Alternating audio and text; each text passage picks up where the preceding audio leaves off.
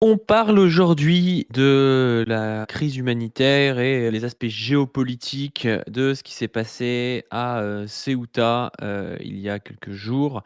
Vous savez, avec 50 ou 60 000 migrants qui seraient allés en quelques heures à Ceuta, qui ont été la plupart arrêtés là-bas, sauf les mineurs, de ce que j'ai lu. L'immense majorité, je crois, 48 300 sur 50 000 ont été reconduits à la frontière marocaine. Ce sur quoi, en fait, ça a permis de faire une sorte de propagande comme quoi, l'Espagne ne tenait pas ses frontières par, j'allais dire l'extrême droite européenne, mais même pas que l'extrême droite, en réalité même, des gens comme Macron, tu vois? Des gens comme j'ai vu Aurore Berger dire ça, il y a eu des réunions entre les ministres de l'intérieur de l'Union européenne pour parler de cette problématique-là, en disant, voilà, que les Espagnols étaient trop woke et au contraire, à gauche, il y a eu, beaucoup de discussions par rapport à la politique de même de l'Espagne, hein, qui participe à violenter, des migrants et aussi par rapport à la politique du Maroc qui participe à déstabiliser l'Espagne, pour le compte des États-Unis et d'Israël. Donc tout ça, c'est très compliqué parce que vous avez à la fois la question migratoire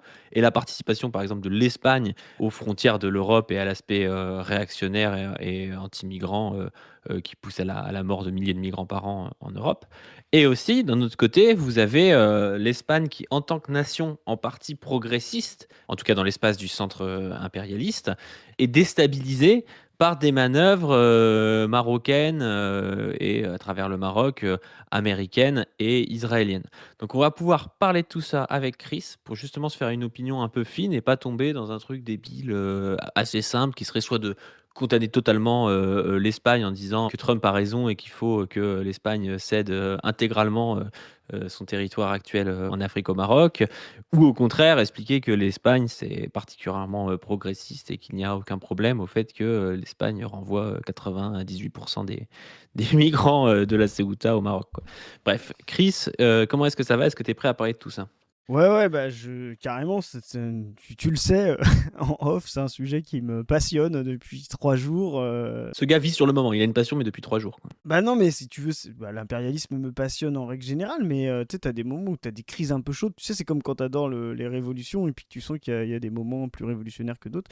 Là, on vit vraiment une crise de l'impérialisme et des réagencements impérialistes.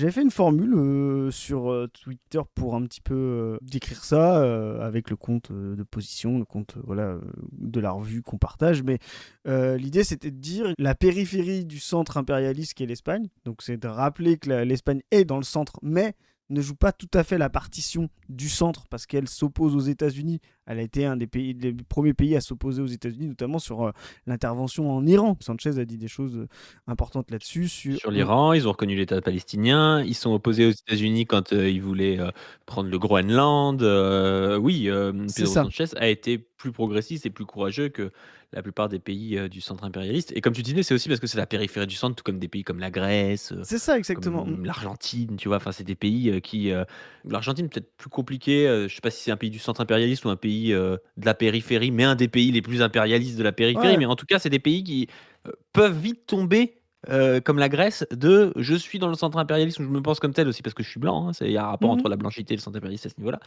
Et se rendre compte que, d'un pays périphérique du centre impérialiste, il passe à un pays, central de la périphérie C'est et ça. c'est pas exactement la même chose et tout ça est dynamique, quoi. C'est pas parce Exact. qu'on est puissant qu'on va rester puissant, par exemple l'Espagne, c'était un pays, sur le plan colonial, il y a, des centaines d'années, c'était un des pays les plus puissants. Aujourd'hui, c'est plus le cas. Par rapport aux États-Unis ou même par rapport à la France, c'est un pays secondaire sur le plan impérialiste. Bah clairement, sauf si vous n'êtes pas marxiste, quoi. Mais impérialiste, quand on est marxiste, c'est déjà l'hégémonie capitaliste.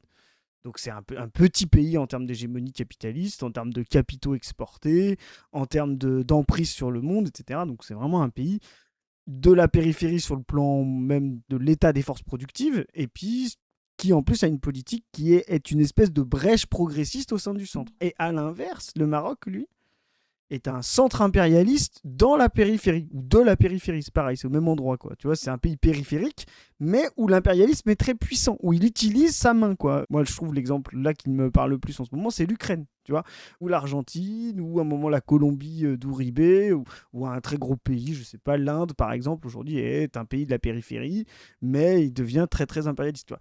Et donc, c'est aussi de rappeler que centre et périphérie, c'est pas une dynamique géographique. C'est pas le nord, le sud. C'est pas une position géographique, vous voyez. C'est le problème d'ailleurs on utilise Mm. parfois ces termes-là, mais le terme nord et sud est un peu plus trompeur, quoi. Ah ouais, On a l'impression que la Pologne, allez, c'est au nord, c'est blanc et donc c'est un pays ultra impérialiste, je sais pas trop quoi, alors qu'en fait la Pologne, ils se font dominer de fou par les Allemands et ouais, aller nous dire que, la Pologne, c'est plus central que l'Inde, bon, je ouais, suis pas ouais. persuadé, tu vois? C'est ça. C'est comme la Ligue 1 et la Ligue 2. Tu sais, t'as des passages. Tu peux passer de la périphérie à l'impérialisme en fonction du niveau de force productive que tu vas développer, etc. Enfin, tu vois, genre par exemple, la Chine aujourd'hui remet ça en question. Si tu parles de l'état des forces productives en termes de classement, tu te dis, bah, c'est un pays du centre. Tu vois ce que je veux dire? Mais dans son comportement, etc., bah, c'est un pays qui n'est pas impérialiste. Donc c'est extrêmement compliqué. Tu vois, il y a toutes ces dynamiques. Et donc le Maroc, lui, je le dis clairement, c'est un des pires pays réactionnaires, nationalistes, paillassons des USA et d'Israël. C'est l'Ukraine de Zelensky. Vous voyez. D'ailleurs, il y C'est avait la liste, hein, sur les gens qui ont voté contre, la fin du blocus, pétrolier à Cuba. Je crois que ouais. c'était ça le vote. Bon, il y avait toujours la triade maléfique qui est, Ukraine, Israël, Amérique, ça ne Mm, change pas. c'est ça. Et qui s'est rajouté à ça? Le Maroc. L'Argentine de Milei, Mm, le Maroc. Et donc il y a un axe comme ça de pays, qui peut se superposer aussi, tu sais, au conseil de la paix de Trump. Les premiers à avoir signé directement, à dire: «Ouais, c'était une bonne idée», machin. C'est des pays totalement soumis à Trump et donc et dedans, à l'axe Trump-Netanyahou, américain-israélien, quoi. et dedans le conseil de Trump, d'ailleurs, tu avais genre aussi le Vietnam, etc., tu vois, qui est un pays de la périphérie. Personne ne va dire c'est un pays du centre impérialiste, le Vietnam, tu vois. Et c'est ça qu'il faut aussi comprendre. C'est que le monde impérialiste tient parce qu'il y a le centre qui est efficient, mais qu'il a des relais dans la périphérie. S'il suffisait d'être dans la périphérie pour être anti-impérialiste, le monde ne tiendrait pas. C'est comme le rapport capitaliste. C'est aussi parce qu'il y a des prolétaires qui ne sont pas des communistes syndicalistes enragés contre leur patron que le monde de l'exploitation tient. Parce qu'il y a plein de prolétaires qui sont dans une conscience, comment dire, de ah bah non, les patrons il en faut, c'est normal, ils ont des capitaux et tout. Et donc le monde de la périphérie n'est pas anti-impérialiste. Et ça, il faut comprendre ça. Et ça, c'est ce que par exemple va pas comprendre des idéalistes comme nous, on va dire des trotskistes, quoi, comme Révolution Permanente, etc., qui considèrent être dans la périphérie, alors eux, ils vont dire même au sud, ça suffit pour être anti-impérialiste, comme si, bah oui, exactement la même vision idéaliste de, ah oui, être un prolétaire, ça suffit pour être révolutionnaire, etc. Non, c'est faux. Je sais pas s'ils disent qu'être au sud, ça suffit pour être anti-impérialiste, mais en tout cas, en vrai, non, je suis même pas d'accord. Déjà, ils disent pas ça et en plus de ça, ils vont des fois aller défendre des pays du sud les plus réactionnaires C'est vrai, c'est et pire.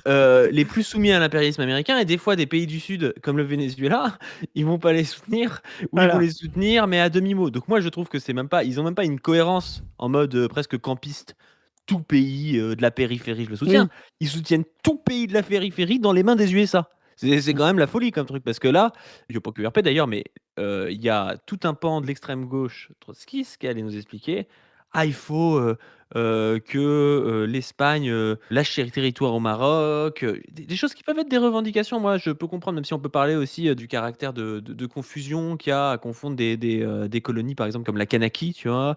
Et la présence, espagnole à Ceuta, qui est une présence qui dure depuis, 7 siècles, tu vois? C'est-à-dire qui était présente avant même que l'État marocain existe, qui est pas la même chose que d'avoir des indigènes à un endroit, dont tu vas prendre leurs terres, puis venir les remplacer, comme on peut avoir par exemple en Kanaki ou on pourrait dire en Guyane ou des choses comme ça. C'est quand même plus complexe que ça pour Ceuta et Melilla et c'est plus des enclaves stratégiques pour contrôler la mer que, des endroits pour, je sais pas, faire travailler, une population locale. Encore une fois, moi, on peut en discuter, on peut parler de tout ça. Par contre, discuter de tout ça le lendemain d'une opération de déstabilisation qu'on va avoir, hein, qui a été, décidée, par les États-Unis et par Israël, pour permettre de contrôler l'entrée dans la Méditerranée qui est actuellement contrôlée par les Anglais et les Espagnols. Les Anglais étant des alliés, plus faciles pour les Américains que les Espagnols et encore plus les Marocains pour les États-Unis. Si le Maroc contrôle, le détroit de Gibraltar, c'est parfait pour eux parce qu'ils sont totalement soumis aux États-Unis. Bah, venir le lendemain en disant: «Ah oui, non, c'est une revendication vraiment, anti-impérialiste». Non, c'est une revendication qui est ultra impérialiste en réalité, parce que Ah c'est la oui. revendication des Israéliens et des Américains pour faire la guerre. Je trouve que c'est détourner des combats anticoloniaux ou anti-impérialistes pour faire le jeu des impérialistes, qui est presque pire et j'ai du mal à comprendre comment on peut faire ça en étant sérieux, quoi. Comment on peut faire ça en ne voyant pas la douille, quoi. Bah, ils ont fait la même chose pour les cités Révolution permanente avec les Malouines en Argentine, qui sont revendiqués aussi par Milei et puis Trump. Voilà. Mais vraiment, là, pour le coup, tu fais bien de dire ça. Les frontières sont des découpages historiques depuis très longtemps et qui datent de bien avant l'impérialisme. Alors, c'est ça qui est un peu compliqué, c'est que les frontières ont été partagées et fabriquées par l'histoire et par plusieurs modes de production, plusieurs phases. Et les frontières, pour le coup, à Ceuta, Melilla, etc., sont des reliquats même des guerres médiévales. Et des guerres médiévales entre les conquêtes arabo-musulmanes après les Gyres, voilà, les califats d'une très grande civilisation qui a pris le Maghreb, là où il y avait d'abord des chrétiens. Tu vois ce que je veux dire? Par exemple, tu pourrais dire, le Maghreb, en fait, il est d'abord chrétien avant d'être musulman. Tu vois. Mais c'est ce que Personne j'allais n'oserait dire, dire. j'ai regardé le Wikipédia, tu vois. Hum, Avant 709, Ceuta, ça appartient aux Romains. hum. Donc moi, je trouve qu'il faut outwalk les trottes. On devrait rendre à Rome et à l'Italie Ceuta, tu vois, Tu vois, parce que non mais enfin, tu vois, ça n'a plus aucun sens. Après, il faut essayer de comprendre les choses dans les dynamiques actuelles et qu'est-ce que ça sert actuellement, tout comme l'Ukraine, tu vois. L'Ukraine, c'est un pays qui est aussi au cœur d'un affrontement entre l'impérialisme américain et entre une sorte d'expansionnisme ou même d'impérialisme, si on veut l'appeler comme ça, russe. Et on ne comprend que le territoire géographique en disant: «Ah bah non, regardez, c'est l'Ukraine, les Américains, ils sont loin». On comprend rien, en fait. ouais. Il faut bien se rendre compte qu'il y a des intérêts américains à un endroit ou des intérêts du centre impérialiste à cet endroit-là et que c'est pour ça que, les mecs sont prêts à, envoyer des armes, à même peut-être envoyer des hommes, dans un second plan et là, eh ben, on est sur des enjeux qui sont assez proches, en fait, avec le Maroc. Le Maroc joue, un rôle qui est un rôle, de proxy du centre impérialiste. Bah, c'est pas Et un tu peux pas joue. juste dire: «Ah bah non, mais enfin, moi je trouve qu'il y a presque une condescendance de race là-dedans. C'est: Ah oui. «Ah bah non, mais regardez, c'est des Maghrébins et il y a des Espagnols ici, donc faut, rendre ces territoires aux Maghrébins, sinon on n'est pas gentil». Ouais. Ouais, sauf qu'en fait, aller demander à l'Algérie ce qu'elle penserait du fait de rendre Ceuta et Melilla au Maroc à Donald Trump. Parce que c'est d'autres Maghrébins, mais je suis pas sûr qu'ils seraient très, très contents, Ouais, les Algériens, d'un coup que le détroit de Gibraltar soit contrôlé par, Netanyahou et Trump. ouais, Donc je suis c'est pas. pour ça, tu vois, tu es dans du tokenisme quand tu es Ouais. là-dessus, tu es dans du truc facile, tu es dans une vision géographique du monde. Géographie en plus modelée avec l'impérialisme et le colonialisme. Ah oui, oui, oui. Considérer que l'Afrique, sa frontière naturelle, tu vois ce que je veux dire, c'est la Méditerranée, etc. C'est une vision extrêmement moderne et colonialiste. Longtemps, les civilisations en Afrique ont été séparées par le Sahara. Et longtemps, l'Europe, dont tu parlais tout à l'heure, qui a été justement, après la chute de l'Empire romain, un lieu de conquête, de bataille, etc. pour les territoires. L'Europe, tu sais, c'est Mare Nostrum des Romains. Le continent, c'est tout ce qu'il y a autour de la Méditerranée. La Méditerranée est un lac, il n'y est pas une frontière. Aujourd'hui, le fait que la Méditerranée soit une frontière entre l'Afrique et l'Europe, c'est déjà des structures mentales civilisationnelles européocentrées et coloniales, quoi. Comme tu l'as dit, tout ça est compliqué. Et la logique anti-impérialiste, c'est de surtout ne pas redécouper les frontières en fonction de la partie la plus réactionnaire du centre impérialiste dans l'intérêt de résoudre la crise impérialiste par plus de violence. Et là, ce qui se passe, exactement comme la même chose avec l'Ukraine, c'est pour ça qu'on dit que c'était une guerre entre nationalisme et impérialisme, la Russie étant nationaliste. Alors la Russie est un nationalisme réactionnaire, il se trouve que l'Espagne est une espèce de nationalisme progressiste, c'est encore plus complexe, quoi. Mais là, ce qu'on se passe, on a un nationalisme espagnol qui veut garder Ceuta et Melilla, pour de mauvaises raisons aussi, voilà, parce que c'est aussi une forme de conserver ses précarés, et un nationalisme réactionnaire allié avec le centre impérialiste qu'est le Maroc. Voilà. Un nationaliste ultra réactionnaire. Il faut savoir ce que c'est la monarchie de Mohamed VI et avant d'Hassan II. Il n'y avait pas longtemps, il y avait la répression de la jeunesse marocaine, la Gen Z, il y a eu plusieurs morts, etc. On va le voir aussi dans cette capsule, la façon dont le Maroc est un suppôt de l'impérialisme français, contrairement à l'Algérie, depuis la décolonisation, et qu'il participe à l'impérialisme français, c'est-à-dire c'est là où Renault, le capital français, le tourisme français passe du temps, etc. Donc il est un des territoires privilégiés d'export des capitaux français, et il violente lui-même à sa frontière avec le sud, voilà, avec subsaharienne, et avec Ceuta Melilla, il sert de relais violent de Frontex et de la frontière ultra violente de l'Europe pour empêcher l'immigration et l'émigration. Donc vraiment, le Maroc est un pays réactionnaire de A à Z. Et je le dis pas de ma position, c'est littéralement tous les progressistes marocains qui le disent. Voilà. Donc vraiment, supporter ce nationalisme-là, c'est vraiment le pire move possible. Tu vois, nous, on peut nous faire les reproches du Venezuela, de machin, de Maduro, mais c'est littéralement un pays. Il y a des gens qui ont comparé le Venezuela et le Maroc en disant: ah, mais vous avez soutenu un pays du Sud et vous soutenez pas l'autre. Mais il y en a un, le président élu a été kidnappé, arrêté de force par une intervention militaire américaine et amené dans une geôle, pendant que l'autre est félicité et on tweet pour dire qu'il a raison avec ses revendications nationales. Là, il manque une analyse concrète de la situation concrète, et enfin il manque même des cases aux gens qui n'arrivent pas à comprendre le truc.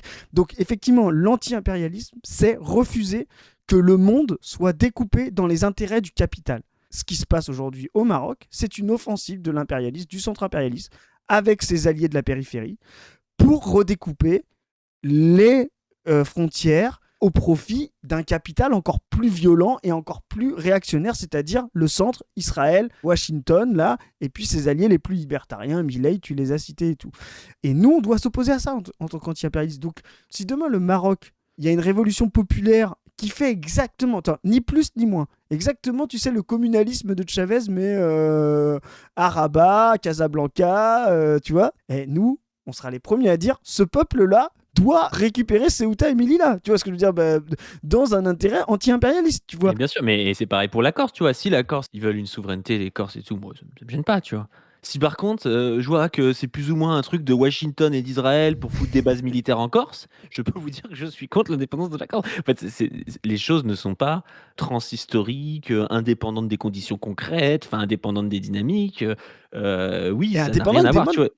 Et Vas-y, des vas-y. modes de production, oui, ça Ouais. n'a rien à voir, selon le soutien et selon ce que comptent faire les gens. Parce qu'encore une fois, si ça se trouve, et en plus, moi, je sais pas, faudrait leur demander, hein, si ça se trouve, les gens de Ceuta et de Melilla, ils veulent être, tu vois, ils voudraient peut-être être autonomes, ils voudraient peut-être être ni marocains ni espagnols, ils voudraient peut-être être des territoires algériens, tu vois? Est-ce que vraiment, là, Trump et Israël iraient soutenir l'indépendance vis-à-vis de l'Espagne pour que Melilla et Ceuta soient algériens et Ouais. soient chinoises? Soient chinoises, tu vois? La Ils ont chinoise, demandé une indépendance pour être chinois, tu vois? c'est Non, ça. mais là, on voit bien qu'il y a un enjeu qui est bien au-delà, une sorte de tokenisme de gens qui confondent tous les colonialismes, tous les territoires, en plus qui sont vus comme un peu des territoires naturels, hein, parce qu'il y a quand même cette idée-là Voilà, derrière ça leur truc, c'est. c'est de se dire: «Ah ouais, en fait, sur une carte, ça fait comme ça, donc ouais, beh, d'accord, mais il y a pas de prégnance naturelle parce que toi, tu es sur un territoire et puis, qu'il y a pas de forêt entre 2 endroits et du coup, le reste est à toi», tu vois? Mm. Il y a une histoire humaine derrière tout ça et là, il y a une histoire humaine qui est complexe et encore une fois qui a des centaines et des centaines d'années.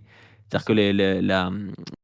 les Portugais et les Espagnols se partagent Ceuta en se passant le territoire parfois, depuis avant même la découverte de l'Amérique par Christophe Colomb. C'est-à-dire depuis avant même ce qui donne naissance à l'accumulation primitive, Au au premier colonialisme colonie. moderne et tout, Mm. tu vois. Donc parler de ça comme si on était en train de parler par exemple de la conquête de l'Algérie par la France, ça n'a rien à voir, c'est pas les mêmes choses.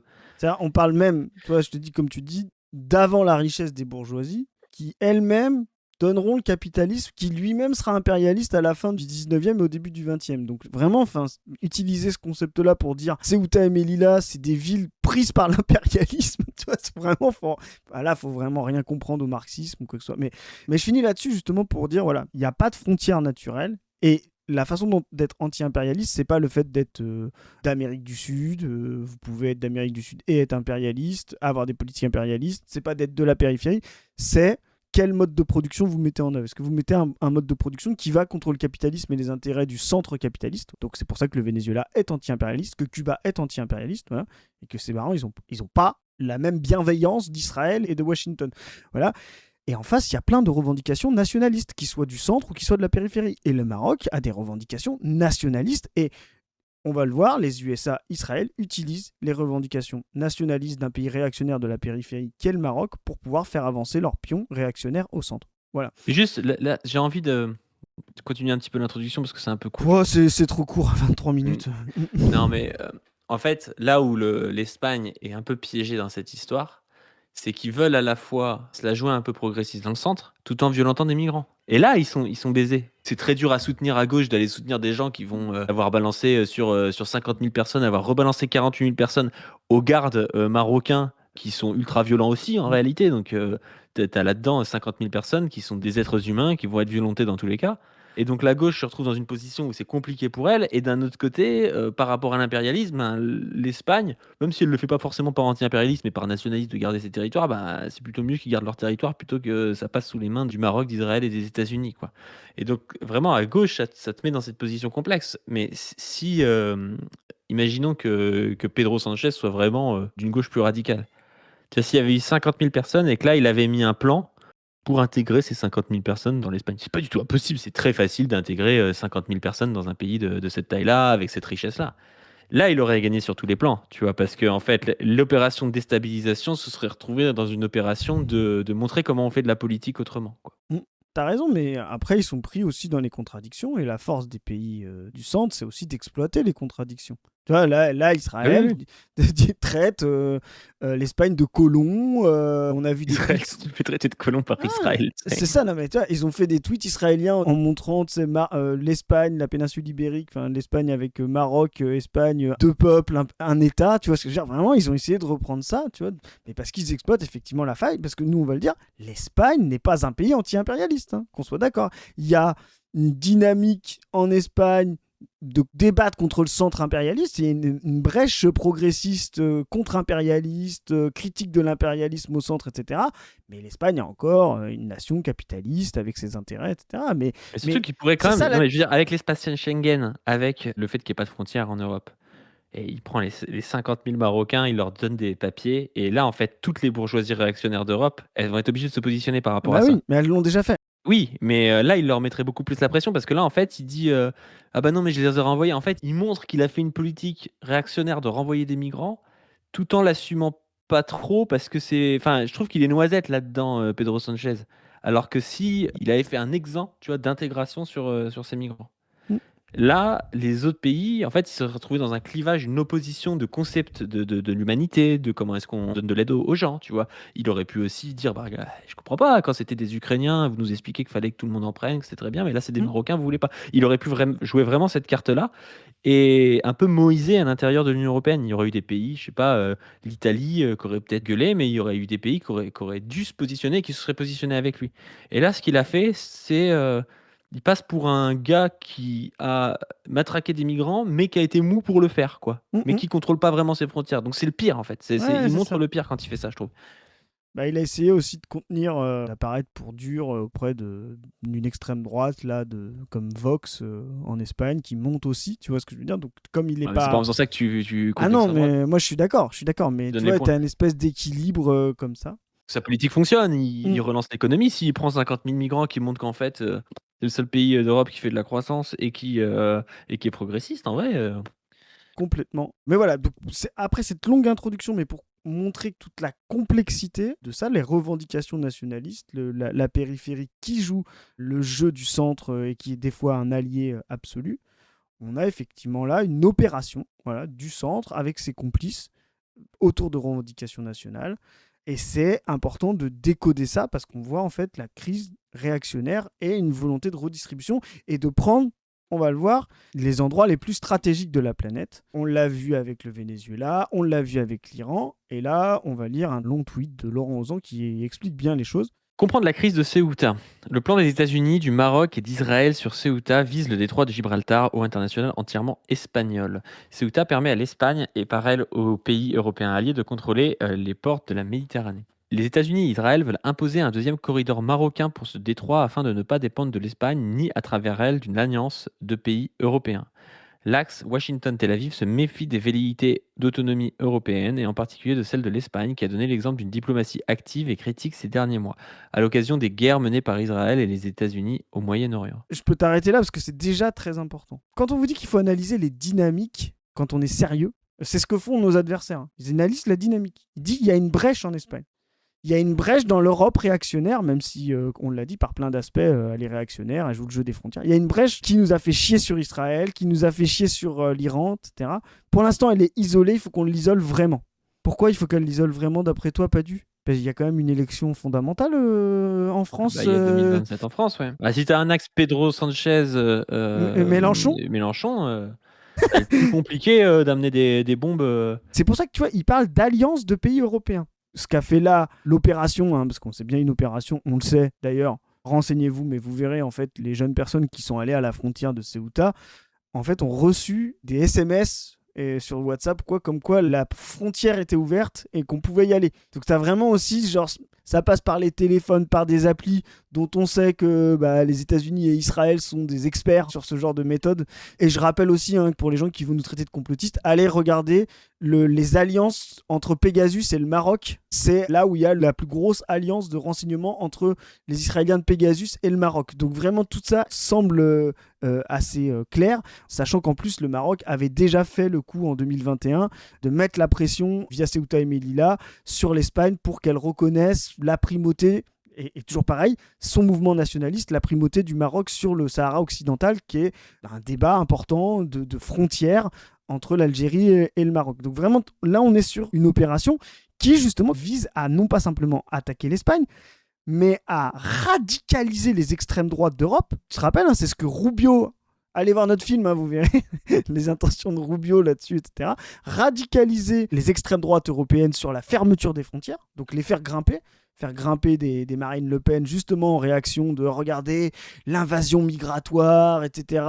Et d'ailleurs, on va voir de l'extrême droite qui va appeler justement à rendre Ceuta et Melilla de la même manière, en disant c'est des Africains, laissons les Africains entre eux et surtout n'ayons pas des portes d'entrée en Afrique pour nous, pour préserver notre civilisation européenne, tu vois. C'est ce que pensent les trottes aussi. Mais C'est ce que, voilà, non mais sachant qu'en plus, pour le coup, vous allez le voir, mais Ceuta n'est déjà pas dans Schengen. Vous passez la frontière, même de manière irrégulière, entre le Maroc et Ceuta, vous n'avez pas automatiquement le droit de revenir sur... Voilà. Ce qui est pour moi un problème, hein, tu vois ce que je veux dire. Mais faire croire que ce serait un jackpot pour rentrer, ça c'est un récit d'extrême droite. Donc, en fait, il y a une brèche progressiste. Et c'est là où la finesse d'analyse de la situation concrète est importante.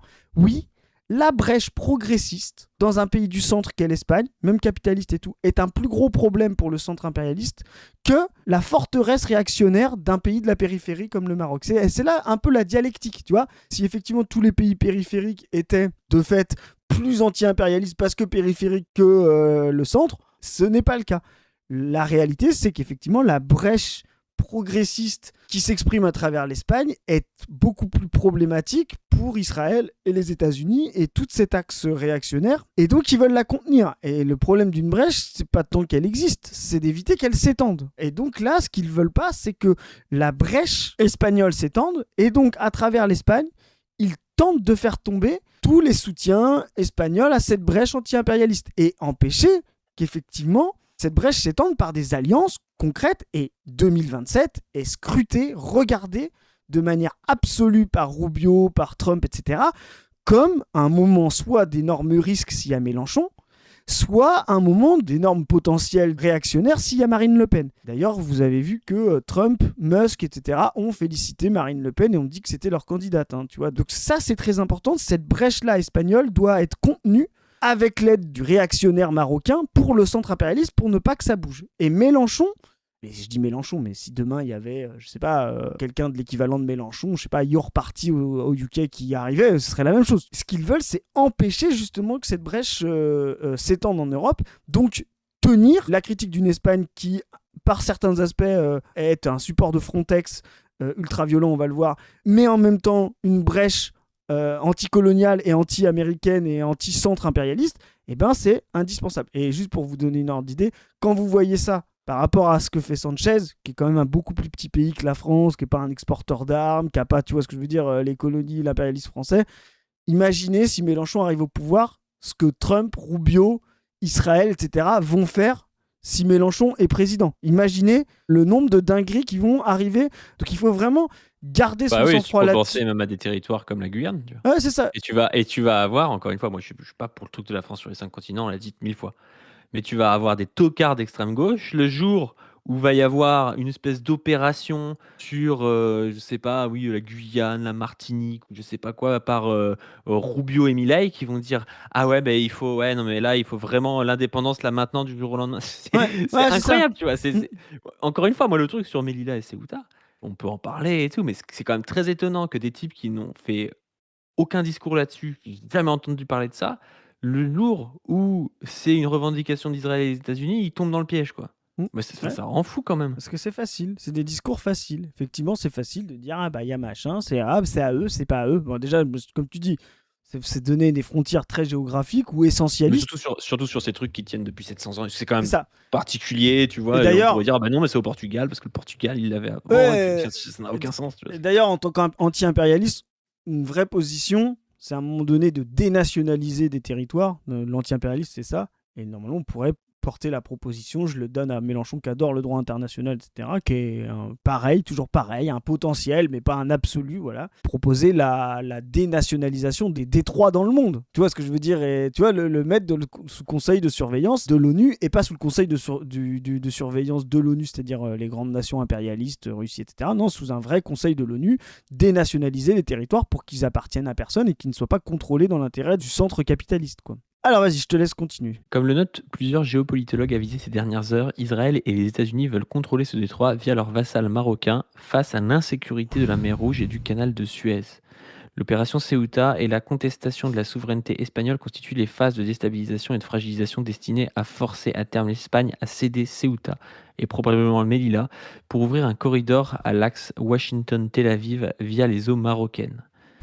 Pour préparer l'opinion publique, il s'appuie sur tous les réseaux qu'il contrôle en Europe, les trotskistes. Bah oui, c'est vrai. Mais eux, je pense que eux, ils sont tellement bêtes qu'ils font ça de manière bénévole. C'est ça qui est le pire. Tu vois ce que je veux dire? En vrai, sur cette opération-là, je comprends. Pour moi, tu vois, les autres, je pense que c'était de manière bénévole. Celle-là, c'est quand même complètement con, quoi. Bah moi, je te dis, j'ai pas besoin de voir Bac plus 10 en géopolitique pour voir que le Maroc a un proxy des États-Unis et d'Israël. Hein. Révolution permanente, je suis désolé, vous êtes allé le jour de l'enlèvement de Maduro, critiquer Maduro avec des éléments de langage impérialiste, on vous l'a reproché.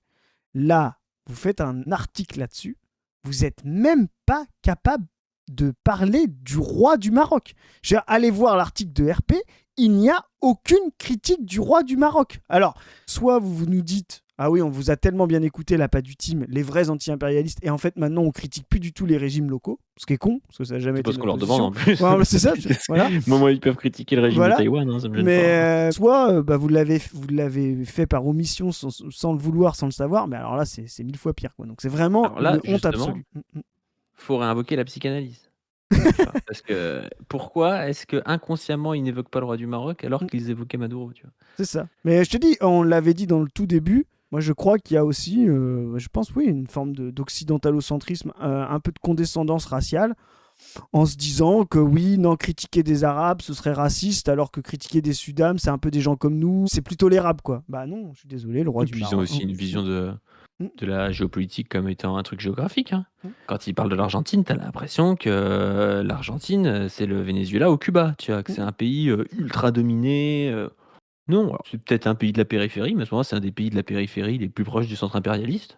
Est-ce qu'entre l'Argentine et, encore une fois, la Pologne, tu vois, est-ce que la Pologne est vraiment plus proche du centre impérialiste que la Grèce, tu vois, que l'Argentine? C'est pas dit. Pour le coup, sur un plan, si tu réfléchis de manière géographique, oui, il y en a un, il est au sud et pas l'autre. Hein. Pour préparer l'opinion publique, il s'appuie sur tous les réseaux qu'il contrôle en Europe. Ceux-ci deviennent de ce fait faciles à identifier. Ils concentrent leurs attaques sur l'Espagne et soutiennent, ou à minima, passent sous licence la responsabilité du Maroc et de ses suzerains dans l'invasion de Ceuta. Parler. Les influenceurs de la communauté pro-israélienne et les relais de la propagande des États-Unis sont tous particulièrement mobilisés à cette fin. Les partis de droite anti-immigration prétendument favorables à la défense des intérêts européens, ainsi que les médias qui relaient habituellement leur communication, CNews en tête, participent jusqu'ici activement à cette opération d'attaque directe contre les intérêts de l'Espagne et donc contre ceux des Européens. Par leur réaction, ils cherchent à isoler l'Espagne au prétexte de sa politique migratoire nuisible et surtout de sa contestation de la politique d'Israël et des États-Unis au Moyen-Orient, tout en omettant largement de mettre cette affaire en perspective du point de vue de l'intérêt collectif européen par incompétence, démagogie ou pire. À gauche même gêne, la perte de souveraineté de l'Espagne sur Ceuta est présentée par certains comme un enjeu décolonial. Mais la gauche LFI, plus avisée des questions géopolitiques, est une fois sortie de ses réflexes conditionnés sur l'immigration, qui n'est pas vraiment ici en jeu, sait que la perte de contrôle de l'Espagne sur Ceuta, puis Melilla, aboutirait de fait à servir les intérêts des puissances impérialistes, et à une nette perte de contrôle des Européens sur l'accès à la Méditerranée. Cruel dilemme. C'est vrai qu'il est bien son trade. Il est très bien. C'est un problème pour l'Espagne qui est seule en fait.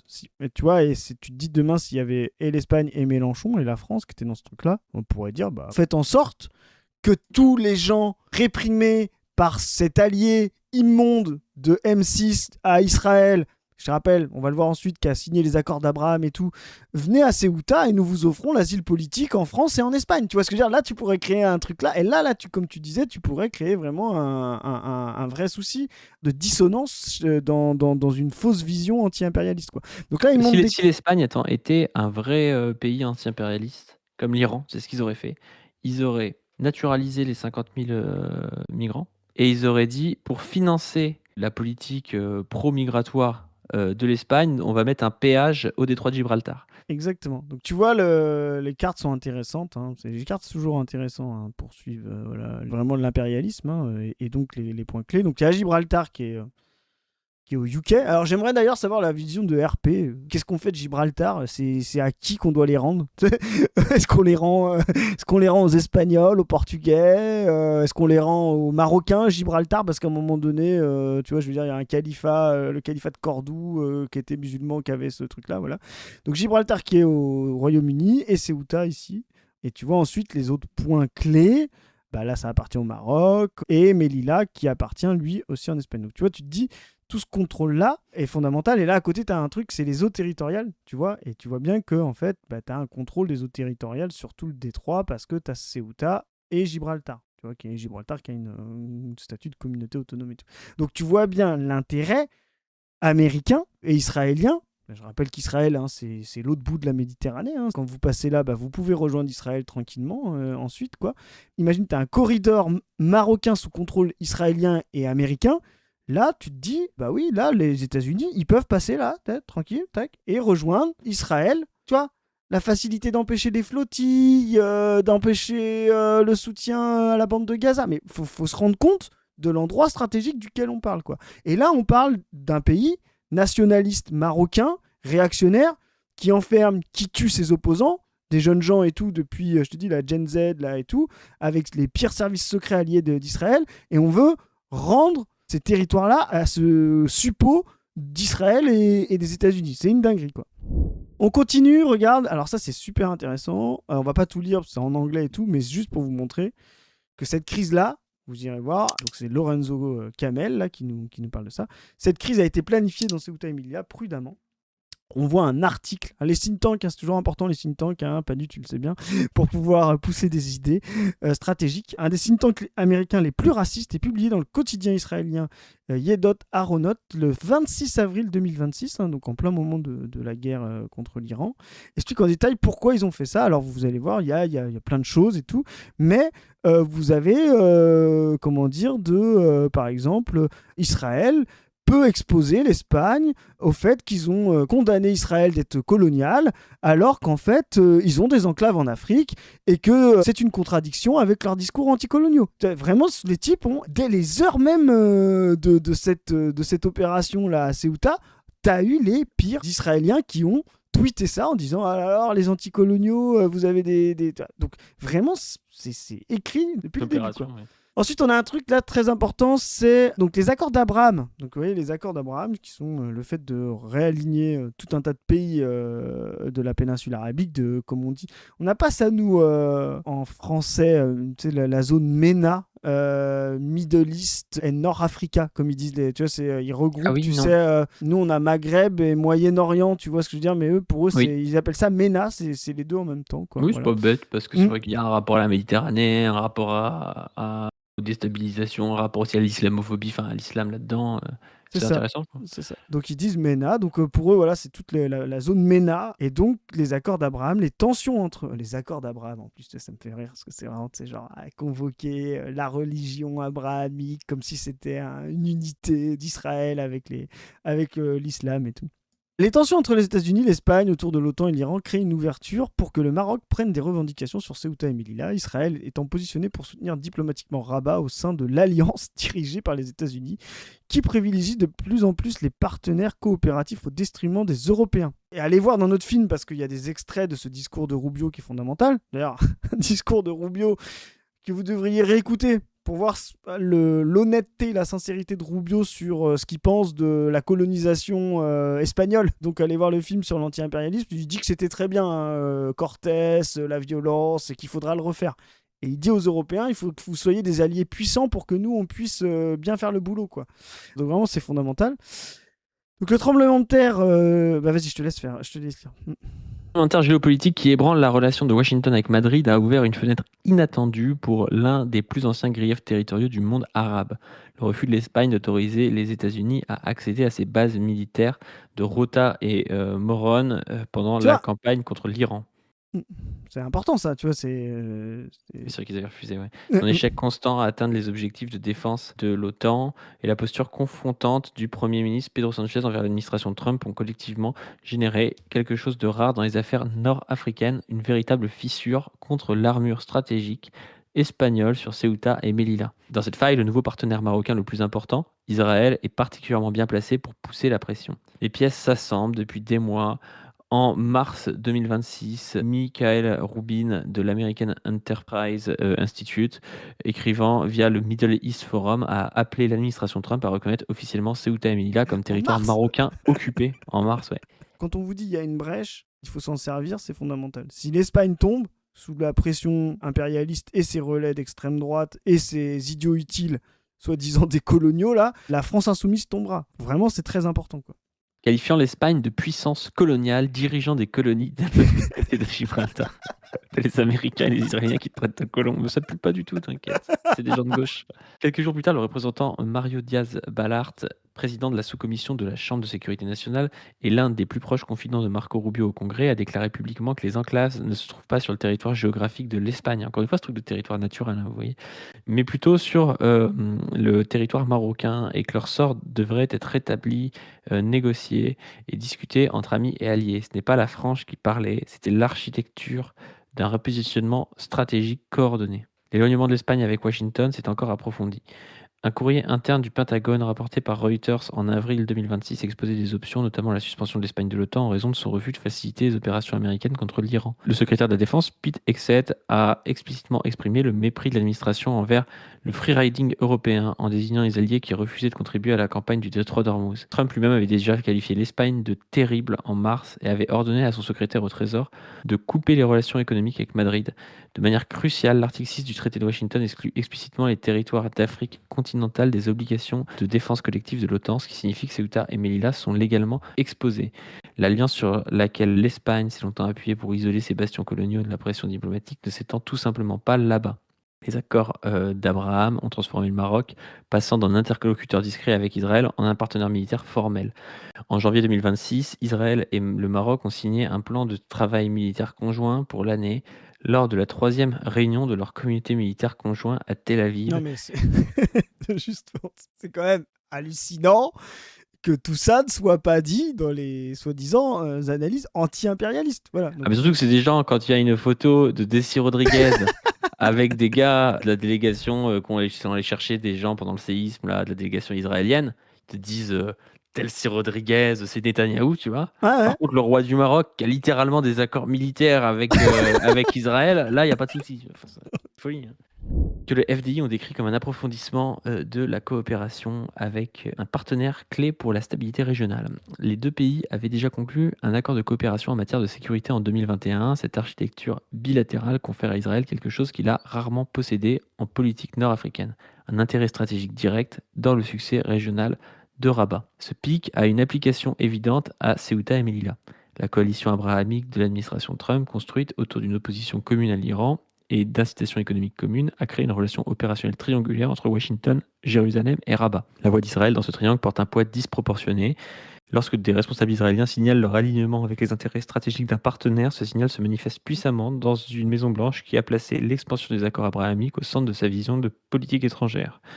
La revendication territoriale du Maroc sur les enclaves n'est pas simplement un différend bilatéral avec l'Espagne. C'est de plus en plus un test décisif pour savoir si l'administration Trump récompensera ses partenaires les plus coopératifs plutôt que ses membres les plus obstinés de l'OTAN. Tu as vraiment le rapport de Trump là, de redessiner, tu l'as parlé de son conseil spécial là, etc., de redessiner un partenariat international dans l'optique de ses guerres et de son expansion ultra-violente, quoi. Israël peut faire avancer la cause du Maroc par 3 voies distinctes. Premièrement, par la transmission diplomatique directe, la reconnaissance israélienne que l'occupation continue des territoires africains par l'Espagne sape la crédibilité postcoloniale requise par les cadres de normalisation, redéfinirait Ceuta et Melilla comme une question de gouvernance régionale et non simplement une querelle bilatérale. Deuxièmement, par les corridors de Washington où l'influence d'Israël est considérable, les responsables israéliens peuvent amplifier l'argument selon lequel la contribution stratégique du Maroc, ancrage de la Méditerranée occidentale, contrôle de l'approche sud du détroit de Gibraltar et service de partenaire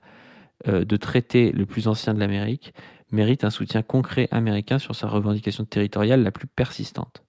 Troisièmement, Israël peut dénoncer l'hypocrisie flagrante de l'Espagne. Madrid a été l'une des voix européennes les plus fortes condamnant les politiques territoriales et les colonies israéliennes. L'Espagne a reconnu un État palestinien en 2024 tout en maintenant simultanément des enclaves européennes sur le sol africain qui précède l'Israël moderne de 4 siècles. Alors, c'est paradoxal parce que Israël revendique le sol depuis 2000 ans, mais du coup, là, ils utilisent l'argument comme quoi ils seraient plus colons qu'eux depuis 4 siècles, quoi. Tu vois, c'est le petit paradoxe, quoi. C'est drôle parce que c'est, encore une fois, c'est sur le sol africain, c'est vraiment les frontières naturelles. Tu vois. Ouais, c'est C'est- les frontières modernes, pour le coup, coloniales du 19e, quoi. Cette contradiction est puissante et mérite d'être répétée à plusieurs reprises dans les forums internationaux. Rien de tout cela ne nécessite d'aventurisme militaire, le Maroc a constamment poursuivi ses revendications nordiques par la pression juridique, démographique et diplomatique plutôt que par la force. Le modèle est patient et efficace. Le rôle d'Israël serait une amplification diplomatique au sein d'une structure d'alliance déjà favorable à la position de Rabat. Et les États-Unis désignent le Maroc comme un allié majeur hors OTAN. Ont signé une nouvelle feuille de route de défense sur 10 ans avec Rabat, menace simultanément de suspendre l'Espagne de l'Alliance qu'elle refuse de soutenir financièrement ou opérationnellement. Ça, c'est ce qu'on disait exactement tout à l'heure. Pour les États-Unis, le centre du centre impérialiste, un pays du centre impérialiste capitaliste comme l'Espagne est plus problématique qu'un pays de la périphérie. Tu vois, et là, il y a une inversion. Rabat et le Maroc est un pays plus intéressant pour soutenir l'ordre existant du centre impérialiste que l'Espagne.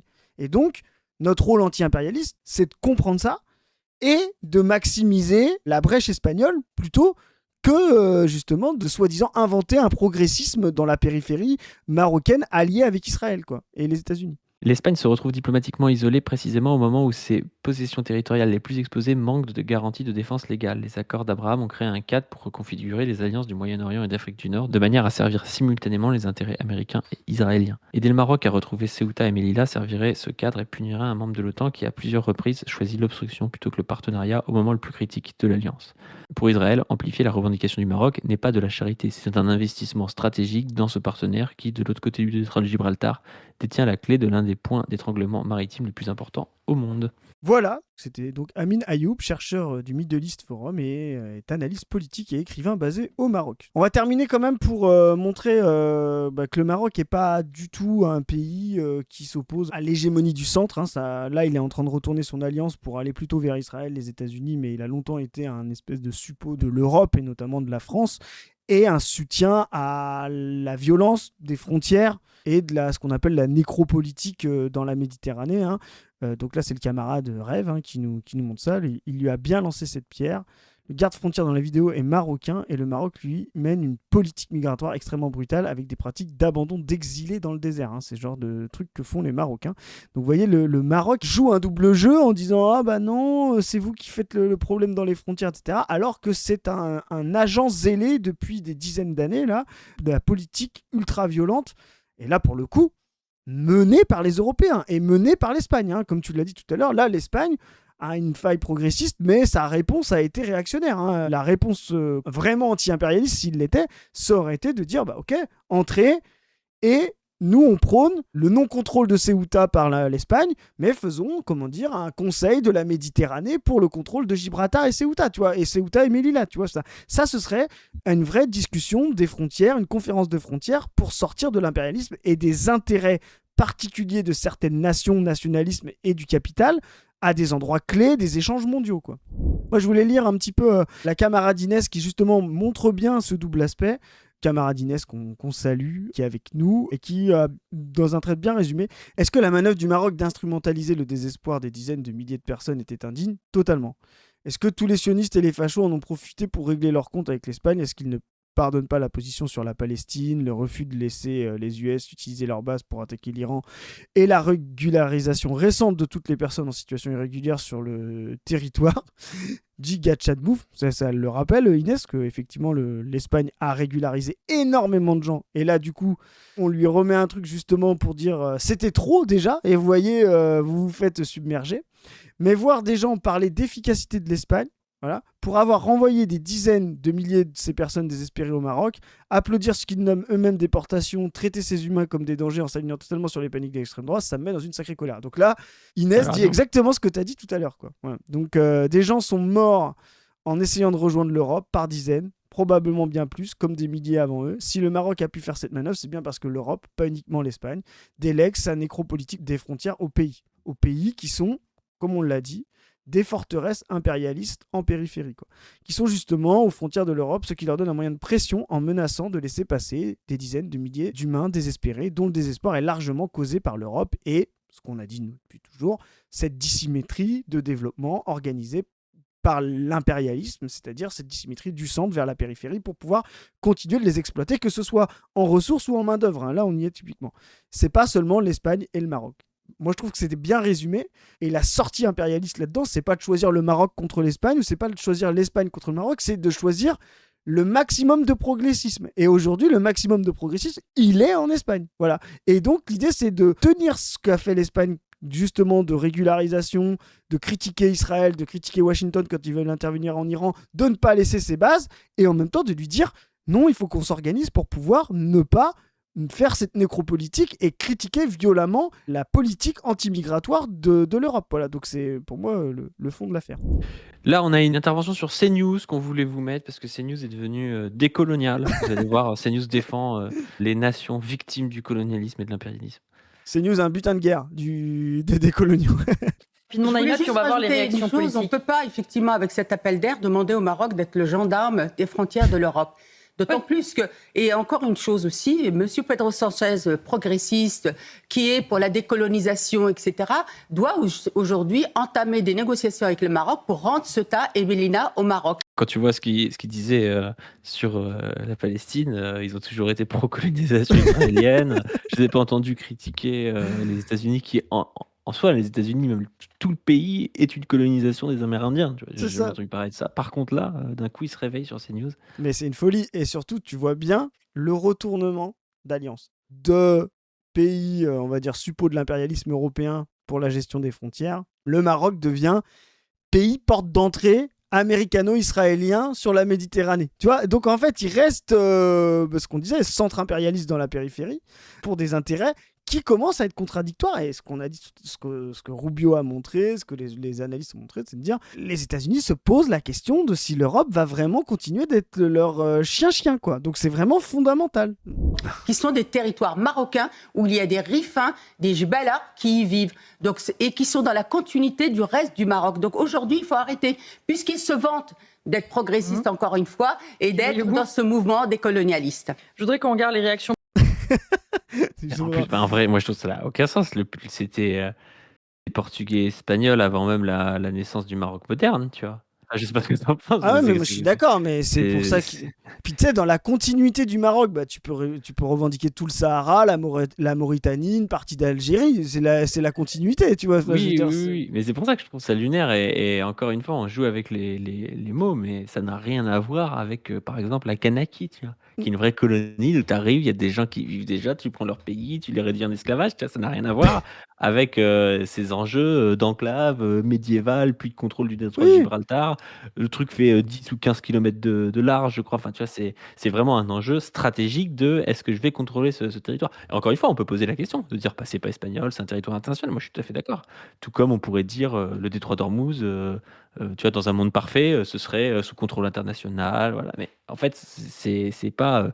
Tu vois, si tu mets sur. C'est quoi? C'est l'île de Kess, je crois, le détroit d'Ormuz, là. Ouais. Mais si tu mets une base internationale sur l'île de Kess, tu vois, tu vas pas léser des personnes particulièrement. Encore une fois, peut-être qu'il y a des gens qui habitent non, mais j'ai l'impression que c'est très militarisé ce truc et que c'est assez peu habité. Mais ce que je veux dire, c'est que c'est pas des territoires qui viennent léser le pays dans le sens léser sa population, tu vois. C'est des territoires qui sont vraiment juste sur le point stratégique, sur du contrôle d'eau international. Ça n'a rien à voir. Non, et puis comme tu dis, l'histoire même de ces endroits-là, c'est pas du tout la même chose que la colonisation, qui est ce mouvement des pays capitalistes. Je le rappelle, hein, c'était déjà un mouvement capitaliste. Jules Ferry le dit lui-même, c'est la question des débouchés, de violence qui est spécifique. C'est comme si tu disais, ah mais la Corse, c'est pareil que la Kanaki Ou la Guyane. Non, ou c'est la n'importe Guyane, quoi. c'est n'importe quoi, tu vois ce que je veux dire. Il y a bien peut-être une revendication autonome corse, mais l'attachement de la Corse à la France n'a rien à voir avec l'attachement de la Kanaki ou de la Guyane à la France. Enfin, c'est vraiment, Ça n'a rien à voir, ouais. c'est complètement con, quoi. Et la meuf, elle dit ça pour ça. Je suis pas sûr que pour la France, elle soit pour le référendum d'indépendance de la Guyane ou de Ouais, on ou de la verra. Kanaki, tu vois. Je suis pas persuadé, elle, qu'elle soit pour ça. On va finir sur le patron du décolonialisme, Jérôme Donald Gage? Trump. Ah non. C'est presque pareil. Donald Trump. Ceuta and Melilla are Moroccan. The Sahara is Moroccan. Spain must be cede its enclave to Morocco. Donc tu vois, Trump qui va toujours plus loin. Ceuta et Melilla sont marocains.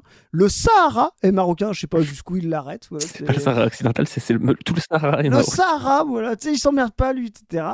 Et l'Espagne doit céder. Donc voilà, le grand, voilà, décolonial, Donald Trump, c'est par humanisme qui fait ça et décolonialiste, c'est sûrement pas pour ses intérêts, voilà. Tu te dis c'est déjà pas mal. Et on va conclure là-dessus. Il est allé encore plus loin, Trump. En retour, le Maroc est allé encore plus loin. Un témoignage d'amitié et de paix.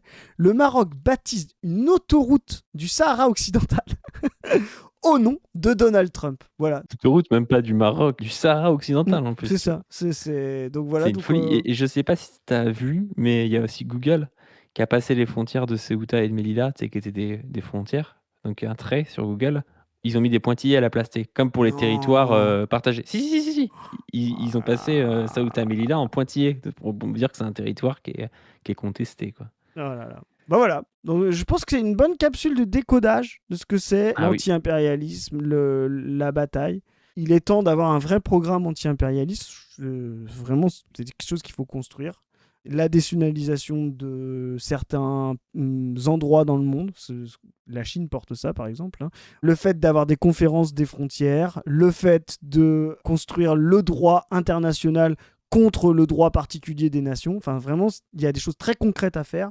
Et les postures, j'ai envie de dire, opportunistes et de façade, les gentils contre les méchants, ne nous aideront en rien. Ça demande énormément de complexité, ça demande énormément de renseignements. C'est ce que j'allais dire. En plus, voilà. moi, ce qui m'énerve, c'est de faire comme si c'était simple, tu vois. Voilà, c'est ça. Faire comme si, non, mais c'est évident.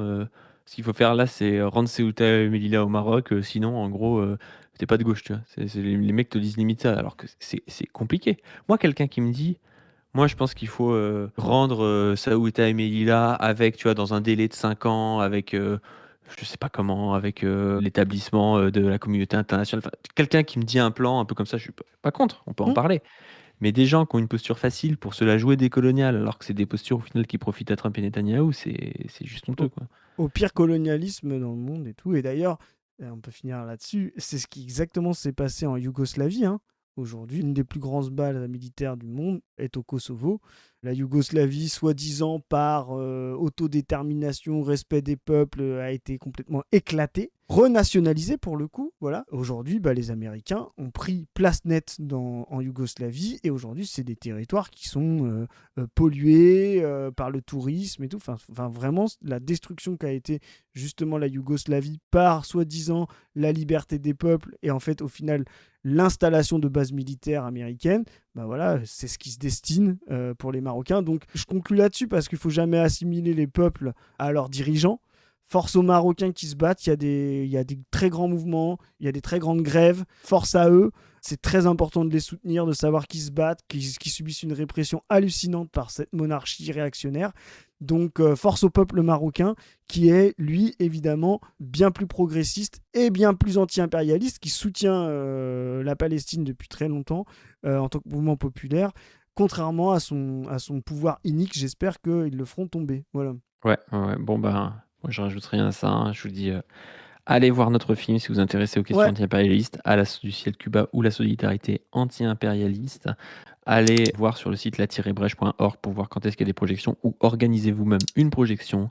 N'hésitez pas à donner sur notre Tipeee, c'est ce qui nous aide le plus. N'hésitez pas aussi à vous abonner à cette chaîne, à vous abonner aux chaînes personnelles, à On ne veut plus, allez voir sur Insta, Dr Zoé, Position Revue, La Brèche, Pas du Team, ONVP, allez voir sur le site internet de Position Revue.